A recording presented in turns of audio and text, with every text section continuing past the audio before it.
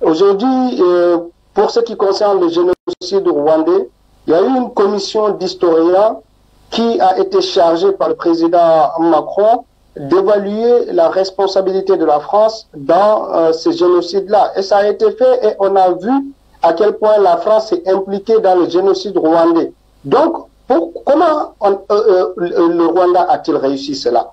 C'est parce que, on peut l'aimer ou pas, mais le président Kagame a mis une forte pression quand même sur la France. Il a rompu les relations diplomatiques entre le Rwanda et la France et il a eu, à travers beaucoup de coups de pression, d'exiger que la responsabilité de la France soit clairement située dans le génocide rwandais. Donc il revient à Kaboré aussi, quelque part, d'exercer cette pression supplémentaire pour que la déclassification de ces archives-là soit totale.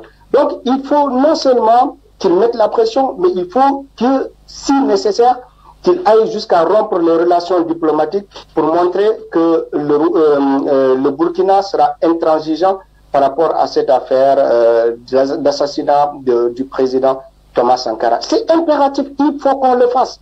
Parce que, et ça tombe au même moment que au Rwanda qu'on commence à avoir des rebondissements, qu'au Burkina qu'on commence aussi à avoir un début de justice, mais c'est parce que le président qui est en place, il regarde la détermination des dirigeants qu'il a en face pour savoir sur quel pied danser. Donc Macron vient, il fait un discours au Burkina et après ce discours-là, plus personne ne lui réclame la déclassification de ces archives. N'attendez pas qu'il le fasse s'il n'y a pas une forte pression qui soit exercée de la part des Burkinabés. Et aussi, mon frère a parlé d'une solidarité africaine.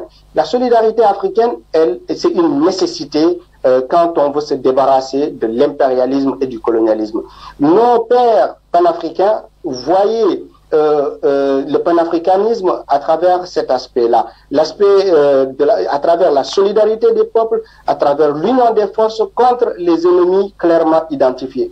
Donc, il faut que la justice burkinabèse soit appuyée par le président de la République à travers une pression diplomatique, mais aussi il faut que, au-delà de la justice burkinabé, qu'on envisage aussi une autre juridiction qui est la Cour pénale internationale, qui a aussi ses moyens et ses outils qui sont différents des moyens et des outils dont dispose la justice burkinabé. Et je suis sûr que si on envisageait ces différentes possibilités-là, on pourrait bien entendu avoir satisfaction dans ce dossier-là. Et comme je l'ai dit, Thomas Sankara, il s'est sacrifié pour nous. Thomas Sankara s'est sacrifié pour toute l'Afrique. Ce n'est pas seulement aux Burkinabés de se battre, c'est à nous tous de nous battre. Mais si on ne se bat pas, tout ce qu'ils auront fait comme sacrifice n'aura servi à rien. Et d'autres seront tués encore. Mais il faut que la détermination des Africains démontre que ces actions ne pourront plus avoir lieu en ce 21e siècle. Mais on l'a vu avec récemment Muammar Kadhafi. Ça continue. Et jusqu'à quand les Africains diront stop à ces assassinats de nos présidents patriotes? Jusqu'à quand on montrera notre ferme détermination à en découdre avec toute personne qui voudra venir nous prendre nos dignes chefs d'État africains dont nous attendons les efforts pour libérer totalement ce continent-là. Mais c'est à nous de le faire. La population, oui, quelque part, on essaie de bousculer les choses, on essaie de faire... Mais il faut qu'on soit plus déterminé que ça. Aujourd'hui, si la population du Burkina sortait dans son ensemble dans les rues, ça aiderait le président Kaboré à prendre des décisions. Mais c'est au peuple burkinabé de s'organiser en millions de personnes dans les rues, pas pour casser des choses, mais pour porter main forte au président Kaboré pour lui dire « Monsieur le Président, le peuple est derrière vous. Si vous prenez une forte décision, le peuple sera là pour vous soutenir. Vous pouvez compter sur nous. » Mais il faut que ça soit fait. Il faut que l'on envisage aussi des stratégies comme ça. Parce que le président du Rwanda, il a son peuple qui le soutient.